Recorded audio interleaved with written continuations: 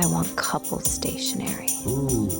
I want you to say, I gotta check with the boss. Of course, I gotta check with the boss. In this series, we enjoy the story of Noah and Joanne that really feels like a modern relationship in a way, no? Where a lot of couples connect. How much do you think someone should actually change or transform for love without losing their own life goals or losing themselves along the way?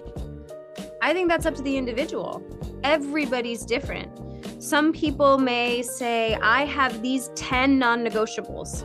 And they may be small and they may be big. And other people may say, I only have 2 non-negotiables. And I'm sort of open to compromising. Adam made a great point a second ago where he was saying that if you're in a relationship, the compromise really should not make both of you better, right? The compromise should feel like both of you are growing. And I think the real lesson is figuring out how to compromise and make your life a little less me and get the reward of a little bit more we, while not taking every change as a threat to your personal identity. Because if you take every change or compromise as a threat to your own personal identity, you're not gonna really evolve.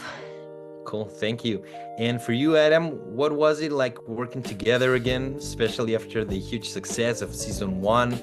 Was there anything you both wanted to keep the same or something you tried to do differently this time, like in the acting point of view, regarding, for example, your way of relating or chemistry? Yeah. I mean, in terms of, comfort and it was, I think the whole thing was easier. I think we all had a much more of a handle on what it is we were doing. We all know our characters more. The writers know our characters more, and us as actors more. And so, I think we were all in a groove right away, and that was lovely. I saw obviously I really liked the first season. By the end, I was like, I wish I was funnier. I should have been more proactively funnier. And that was a goal. And then I saw this one and I really liked it again. And I was like, by the end, I was like, wish I would have been funnier. But maybe next season if there's a different than one. I did. No, maybe. So we have very little time, but also I wanted to ask you, Adam, also Kristen, like in Chile, here audiences love shows that mix humor, romance, and real life moments. What do you expect Latin American viewers could feel when they watch this new season? Like what to expect? I hope they see themselves.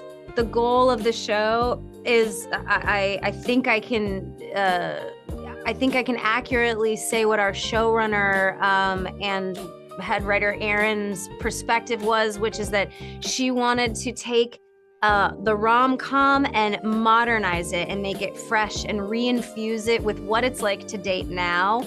And hopefully people will see themselves reflected in these moments that she's writing about. They feel hyper realistic, like they could happen to you or happen to your friend.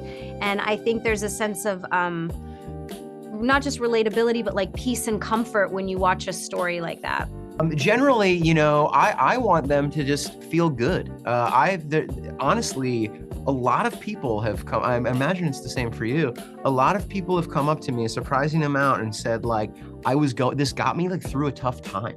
I was going through a really tough time, X, Y, and Z, and this was a real bright spot for me. And not that I don't want anyone to be going through a tough time, but in any way that it's a balm or just a pure joy for people and spreads that and gives that, that's great.